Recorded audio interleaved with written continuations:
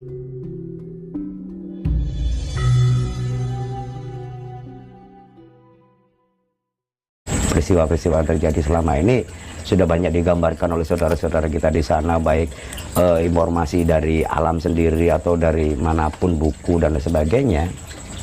Tapi ini sudah terjadi. Itu yang menjadi acuan saya kenapa sih Tanah Jawa menjadi pusat perjuangan dunia lagi. Itu satu kepastian bagi saya. Itu. Apakah dengan ditemukannya situs-situs yang sekarang banyak bermunculan di Trowulan ini juga merupakan tanda-tanda bahwa akan bangkitnya Jawa? Iya, kebesaran masa lalu itu kan bukan untuk dikenang atau dihafal saja, tapi menjadikan satu inspirasi di mana Trowulan dulu bisa berpengaruh besar terhadap kejayaan Nusantara pada waktu itu, dan bukti semakin hari semakin banyak hal-hal yang ditemukan di Trowulan yang dulunya ini tempat biasa, orang nggak melihat ada situs, tiba-tiba kurun waktu 5 tahun terakhir ini bermunculan semua. Ini bukan satu kebetulan. Iya. Kalau kebetulan 1 kali 2 kali. Ini terus menerus sampai hari ini di Trowulan. Ini masih banyak situs yang ditemukan. Dan bukan Trowulan saja, saya yakin di daerah lain, baik Jawa Tengah, banyak juga. Di luar sana situs-situs dari peninggalan leluhur kita masa lalu ini mulai banyak yang terungkap. Ini kan bukan satu kebetulan, kenapa enggak dulu-dulu? Tempat ini yang dulu berfungsi sebagai areal pertanian, tiba-tiba sekarang orang nyangkul ketemu. Dulu dibaca nggak ketemu. Iya kan, banyak sekali. Dan ini bukan satu kebetulan juga. Semoga dengan banyaknya ditemukan ini semua bisa membuka kesadaran kita tentang masa lalu negeri ini yang begitu besar. Kemari Pahlo Jinawi itu bukan dongeng. Real terjadi, Majapahit itu memang ada. Real terjadi di tanah ini juga gitu loh. Dan itu leluhur kita, di mana darahnya masih mengalir dalam tubuh kita sebagai bangsa Indonesia sekarang. Ya. Gitu. Mas Nanang ini kan sering menemukan situs-situs sejarah ya, Iya, iya. terutama peninggalan dari Majapahit. Majapahit. Sebelum Mas Nanang menemukan situs itu, apakah mendapatkan suatu WC atau apa gitu Mas? Kalau informasi dari alam banyak Mas. Mungkin orang bilang sekarang WC dan Iya, sebagainya. iya. Sering sekali Mas. Sering. Tolong datang ke tempat ini, titiknya di sini. Biasanya kita datangi, memang real ada seperti Ada. itu.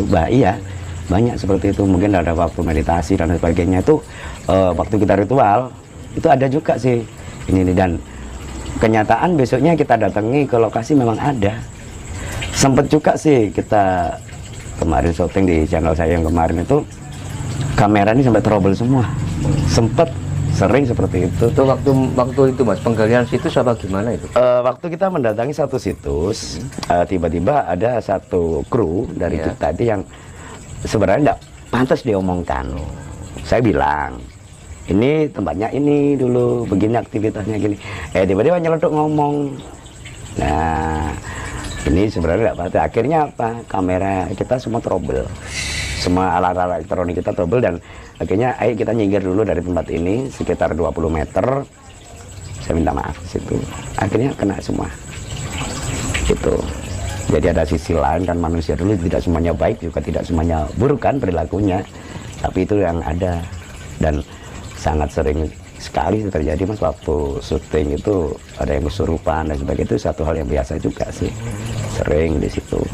Yang mungkin orang berpikir masa sih, ya walaupun banyak sih kadang-kadang yang by the sense sekarang jadi banyak. Tapi selama saya liputan banyak, tapi tidak pernah kami upload tentang hal-hal seperti itu. Itu karena untuk konsumsi pribadi aja sih. Gitu.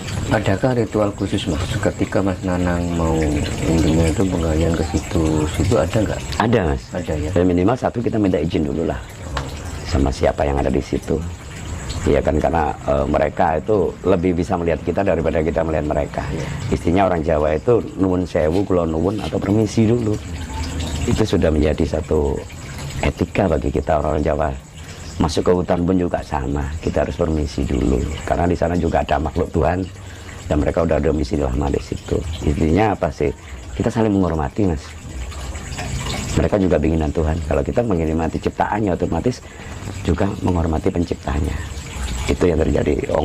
Kucing aja kadang-kadang ya kita menghargai sebagai makhluk Tuhan kan. Iya. Ya, pohon ini juga kadang-kadang kita berkasih sayang dengan pohon dengan menyiram di saat pohon itu layu. Nah, disitulah kita bisa berguna lebih banyak lagi, bukan sesama manusia saja tapi sesama makhluk hidup. Iya. Itu sebenarnya yang terpenting bagi kami ya. Entah kalau ada pemahaman lain monggo sih, tapi setiap kita mau datang syuting ke satu lokasi mesti ada permisi dulu.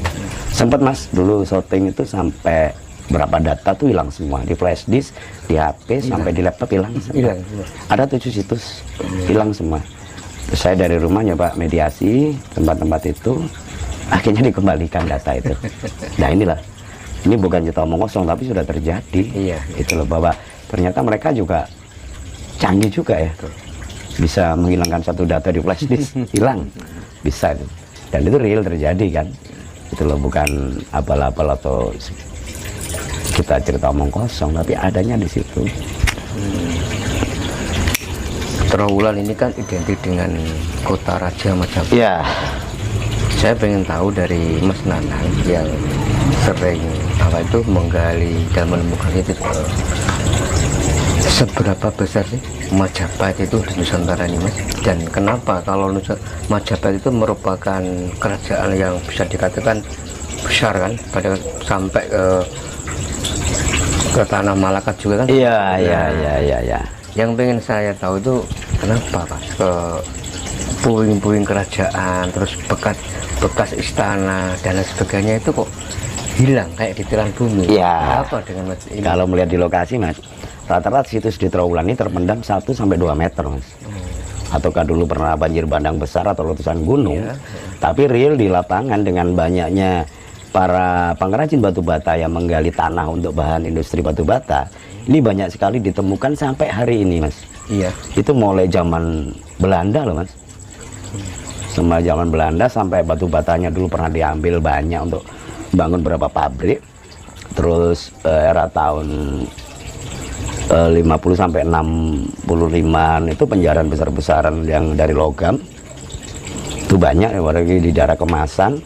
Setelah itu tahun 70 banyak lagi situs yang dihancurkan untuk bikin semen merah. Masyarakat bilang semen merah itu batu merah yang ditumbuk untuk bikin bangunan.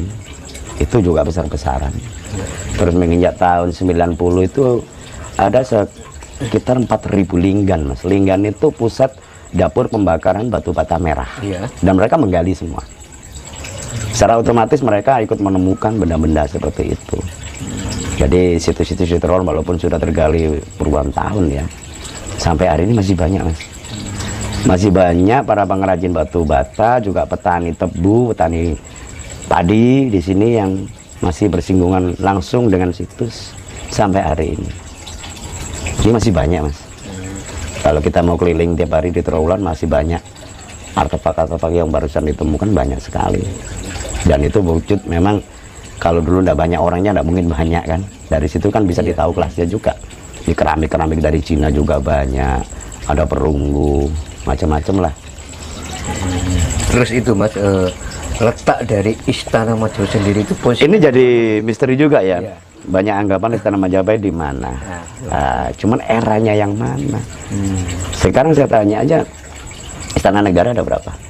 banyak Mas. Nah makanya kan bukan Istana Merdeka aja. Iya. Di Cipanas ada, Jogja di Bogor juga ada, Jogja ada, di Tapak Siring ada, iya kan. Nah sama Majapahit, apalagi Majapahit ini dulu ada 7 negara bawahan. Yang beri Kauripan, beri Paku, beri Kadiri, beri Lasem, beri Wengker dan sebagainya. Jadi ada 7 juga di dalamnya. Tapi terakhir setelah perpecahan Majapahit, banyak yang menganalisa bahwa Majapahit Timur itu ada daerah Bangsal dan Puri, Majapahit Barat daerah Megaluh. Iya. Gitu. Tapi kalau masa kejayaannya dulu, kita lihatnya di tempat saya tinggal ini namanya Desa Jati Sumber atau Sumpa. Ke barat sedikit itu namanya Kerajaan. Desa Kerajaan, di situ ada Gapura Ringin Lawang. Yang di Bentar Ringin Lawang yang merupakan pintu gerbang Majapahit itu yang dulu disinyalir temboknya hampir 10 meter tingginya. Itu menghadap ke selatan, dan dari selatan itu ada gapura bernama Bajang Ratu. Di situ dibangun setelah 12 tahun meninggalnya Jaya Negara untuk mengenang. Apakah itu benteng dari Majapahit? Kota Bisa Raja? juga, Mas. Bisa juga ya. Bisa Mas, ya? juga, bisa juga seperti itu. Terus pusat pemerintahnya di mana? Kalau menurut saya pribadi ya di Trawulan. Di Trawulan ya. Di Trawulan. Cuman tempatnya di mana? Lihat dulu masanya. Apakah mungkin dulu ganti raja, ganti keraton? Mungkin juga kan. Nah, itu yang terjadi. Kayak Istana Negara juga kan. Banyak kan. Nah, yang terjadi dengan Trawulan juga sama seperti itu. Makanya banyak anggapan yang bilang A, bilang B, monggo lah. Kita menghormati perbedaan itulah. Tapi di balik itu semua hikmahnya apa? Satu, leluhur kita bukan sembarangan orang. Itu yang penting. Nggak usah ribet masalah ini di mana tempatnya dan lain sebagainya. Tapi gimana leluhur kita bisa hebat dan kita menjadi pewaris dari leluhur kita itu bisa menjadi hebat lagi. Gimana kita bisa dikenang seperti kita mengenang Majapahit dan Sriwijaya. Kira-kira sampean saya nanti dikenang 200 tahun lagi sebagai apa? Iya kan? Itu yang terjadi. Yang penting di situ. Kalau bangunan, saya pikir kita bisa bangun lagi kok. Tapi nilai-nilai leluhur itulah yang terpenting. Pesan dari bata merah, dari batu andesit, dari candi. Mereka berbicara apa tentang kebesaran masa lalu? Rekaman-rekaman masa lalu apa yang ada di bumi pertiwi ini, di Nusantara ini, di mana kemari Pahlaw Jinawi pernah terjadi seperti itu. Jadi kalau bagi saya di mana tempatnya tidak begitu penting juga ya, karena perdebatan akan terus berlanjut, semua punya versi masing-masing.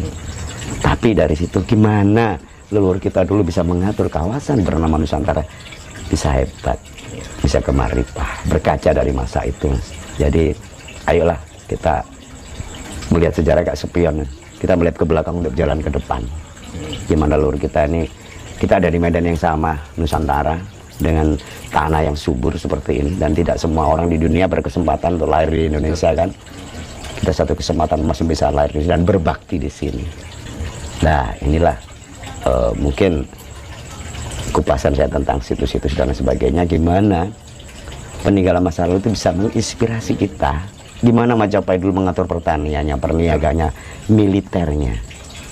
Iya kan, perdagangan gimana dulu. Sampai emas gimana dan sebagainya. Ini yang terpenting sebenarnya. Ya, kita bisa bikin lagi kan. Kan banyak Mas, arca-arca peninggalan Majapahit.